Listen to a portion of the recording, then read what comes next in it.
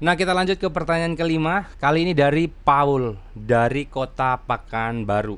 Pertanyaannya, bahas ukuran dan bahan pembuatan modpiece, Bang, dan bagaimana cara memilih modpiece yang tepat saat ingin ganti modpiece.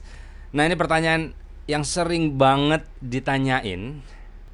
Sebenarnya orang yang lebih tepat untuk membahas ini adalah Mas Prasto yang punya modpiece, yang lebih menguasai tentang modpiece karena ada bagian opening tip, ada bagian baffle-nya, ada table-nya dan segala macamnya. Nah, kalau dari aku mungkin bisa kasih tips gini.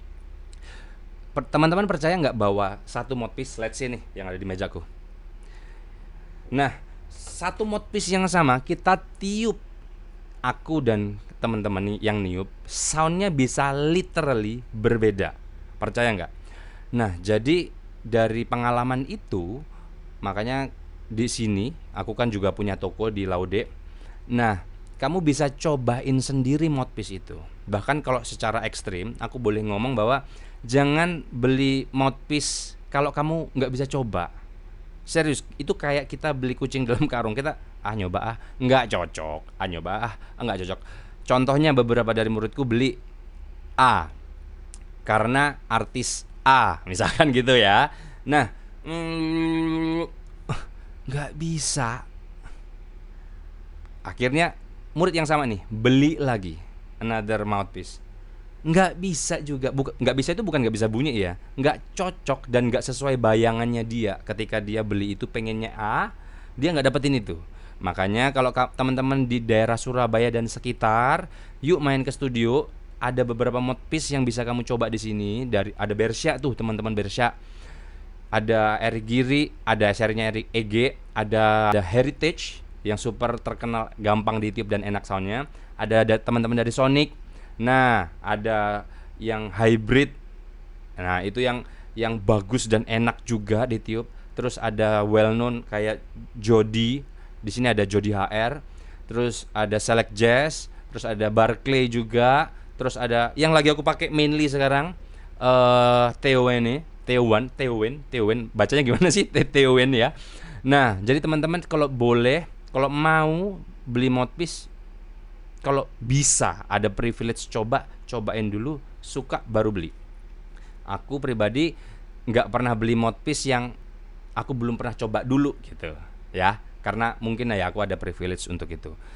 Kemarin kita pas ada acara tip-tip di Jakarta, si Jody Espina ngomong bahwa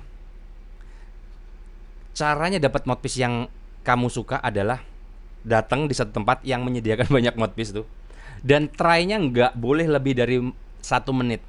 Tak, oke, tak, tak, oh aku yang paling suka ini. That's it, sudah. Itu bisa cocok sama teman-teman karena kan dibandingkan masing-masing mouthpiece-nya, yang kamu langsung bisa seenak itu yang paling cocok buat kamu. Dan balik lagi, apa yang cocok buat kamu belum tentu cocok buat aku, dan begitu juga sebaliknya. Makanya nggak bisa ngasih rekomendasi yang gimana-gimana. Jadi teman-teman coba sendiri ya tentang mouthpiece. Cuman yang aku bisa bahas adalah nih, aku tulis ada beberapa. Kalau bahannya metal, biasanya suaranya lebih nendang. Istilahku ya, istilah gampangnya, lebih keras lah, lebih nendang lah intinya. Karena biasanya solois yang pakai. Di band kalau dia sendirian, nah itu dia pakai metal tuh, cocok. Tapi kalau ebonit atau hard rubber atau plastik, suaranya lebih kecil dan biasa dipakai di orkestra supaya suaranya bisa kawin. Misalkan nih ada 5 saxophone bareng.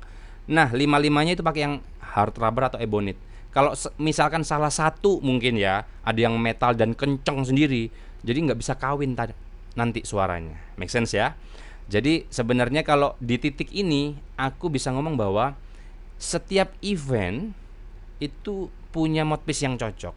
Contoh-contoh, misalkan kalau aku sekarang mainnya di hotel nih, yang 2-3 meter di depan tuh ada orang yang lagi ngobrol, nggak bisa kenceng kan. Aku pakai mouthpiece yang klasik. Aku pakai S80. Nah, itu smooth klasik tapi suaranya tetap bulat dan enak. Tapi kalau misalkan di panggung pengen teriak-teriak, pakai itu metal tuh. Karena kalau di panggung gede kamu pakai S80 tenggelam sama suara drum. Make sense ya? Nah, jadi tergantung event sih. Kalau mungkin ya memungkinkan punya privilege banyak mouthpiece, event situ oke aku pakai ini. Tapi tetap latihan loh ya. Karena masing-masing mouthpiece biasanya punya treatment sendiri yang kalau mouthpiece ini niupnya gini caranya. Itu makanya saxophone tuh kayak punya pacar atau istri sendiri deh. Jadi harus ditiup terus. Mungkin gitu pertanyaannya tentang mouthpiece ya. Semoga menjawab, semoga dapat sesuatu. Jadi teman-teman yang punya pertanyaan lain, yuk nanti kita lanjut di session ke-11 supaya kita bisa bahas lebih banyak lagi tentang saxophone. Aku bisa sharing lagi ya. Happy practicing.